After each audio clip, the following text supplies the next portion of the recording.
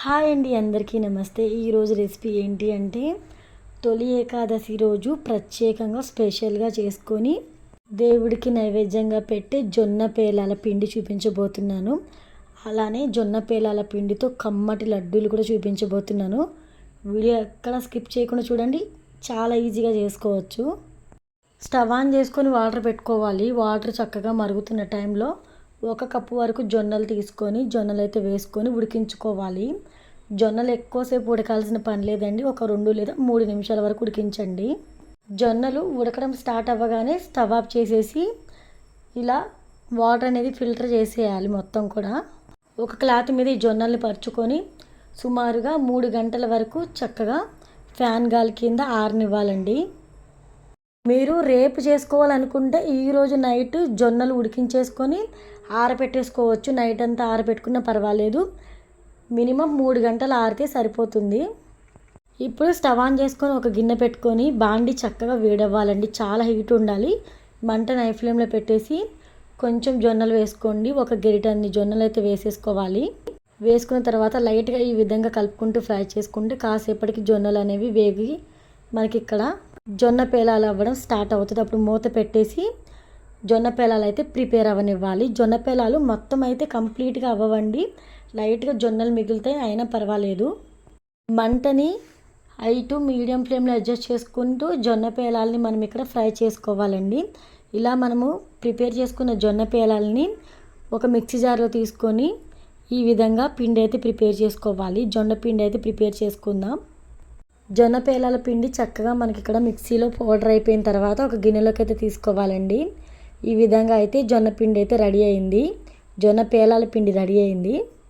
ఇప్పుడు ఈ పిండిలోంచి మనకు ఎంత కావాలనుకుంటే అంత పిండి తీసుకోవాలి.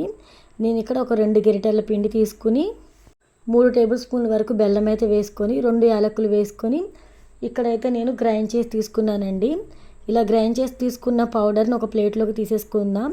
ఇదేనండి దేవుడికి నైవేద్యంగా పెట్టే జొన్న పేలాల పిండి. తొలి ఏకాదశి రోజు అందరూ ఈ పిండిని ప్రిపేర్ చేసుకుంటారు కాబట్టి ఈ రెసిపీ అయితే చేసి చూపిస్తున్నానండి. మీలో ఎవరికైనా తెలియకపోతే మీరు కూడా మీ ఇంట్లో ఇదే ప్రాసెస్లో ప్రిపేర్ చేయండి.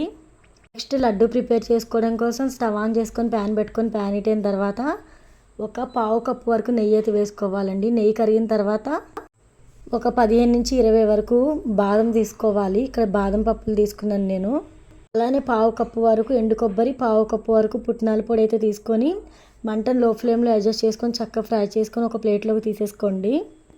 నెక్స్ట్ మనకి ఇక్కడ పిండి అయితే ఉంది కదా, ఈ పిండిని నేతిలో చక్కగా వేయించుకోవాలి.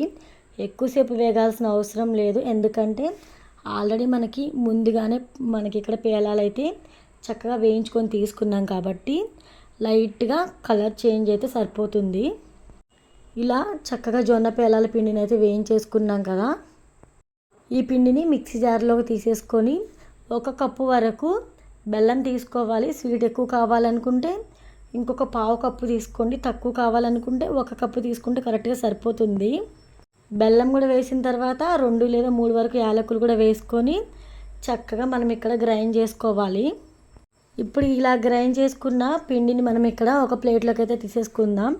లడ్డు కోసం చక్కగా ఈ విధంగా ప్రిపేర్ చేసుకొని ఇంట్లో లడ్డూలు చేయండి. పిల్లలు పెద్దలు అందరూ కూడా చాలా ఇష్టంగా తింటారు. ఇప్పుడు జొన్న పేలాల పిండి మనం ఇక్కడ గ్రైండ్ చేసి తీసుకున్నాం కదా, నెక్స్ట్ వచ్చేసి నేతిలో వేయించుకున్న డ్రై ఫ్రూట్స్ కూడా గ్రైండ్ చేసేసి ఈ పేలాల పిండిలోకి అయితే వేసేసుకోవాలండి. ఇప్పుడు ఇలా వేసుకున్న తర్వాత అంతా మిక్స్ అయ్యేలాగా ఈ విధంగా కలుపుకోవాలి. ఇప్పుడు లడ్డు చుట్టుకోవడం కోసం ఒక 2 టేబుల్ స్పూన్ల వరకు నెయ్యి అయితే వేసుకొని ఈ విధంగా అయితే లడ్డూలు అయితే చుట్టుకోండి. చాలా ఈజీగా అయితే చేసేసుకోవచ్చు. ఈ లడ్డూలు మనకి నెల రోజుల వరకు నిల్వ ఉంటాయి. మంచి హెల్దీ రెసిపీ చూపించాను కదా, మరి మీ అందరికీ నచ్చే ఉంటుంది నాకు తెలిసి. లైక్ చేయడం మర్చిపోవద్దు. ఈ వీడియో ఎవరికి షేర్ చేయాలో తెలుసు కదా. నెక్స్ట్ రెసిపీ ఏదైతే బాగుంటుందో కామెంట్ చేసేయండి. ఓకే.